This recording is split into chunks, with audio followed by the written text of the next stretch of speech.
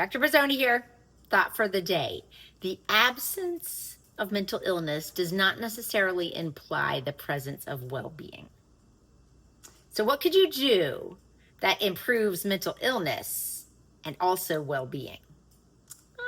Glad you asked. Well, gratitude. Yes, gratitude. So this is a challenge for you and ideally maybe your whole workplace to give gratitude.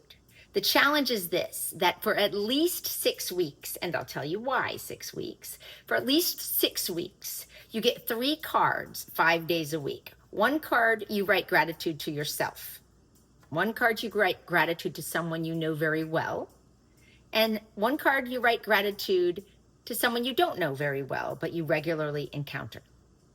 Why would you do that? Well, there was this cool Dutch study that was done that looked at a 6-week gratitude practice where they practiced 15 minutes of gratitude on 5 days a week.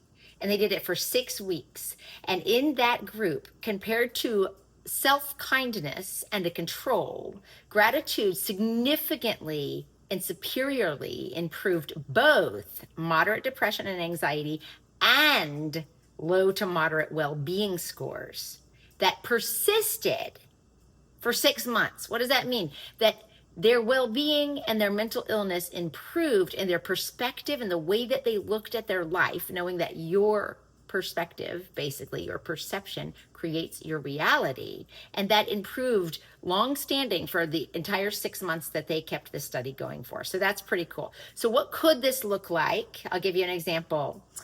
I am grateful to myself for my morning routine, right? What is that? I get outside first thing in the morning and I see bright light in my eyes. I try to go for a walk. Maybe it's not as long or as hard or as intense as I'd like to, but I do it every morning and it nourishes myself, even though sometimes I take it for granted. I'm grateful to someone else that I know very well. Who's that? I'm grateful to my mom for teaching me to play the piano oh so many years ago. I don't do it as much as I should. I don't do it as well as I should, but it enhances my soul. It makes me a better person. And I'm so grateful to her for teaching me that gift. Someone I don't know very well, but I see on a regular basis. I'm grateful to the security guard that's downstairs in the Chambliss Law Building. He used to be the security guard where I would practice singing, and he's amazing. And he just is such a warm soul, a warm spirit, and gives me a huge smile. And even if you're feeling frustrated or down, he makes you feel better.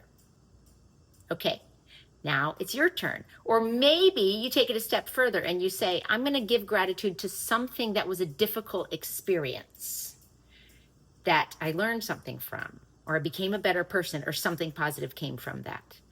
My turn. I'm grateful for my skull fracture that I had in college. Why? Because it showed me that my family and my friends were there and they had my back.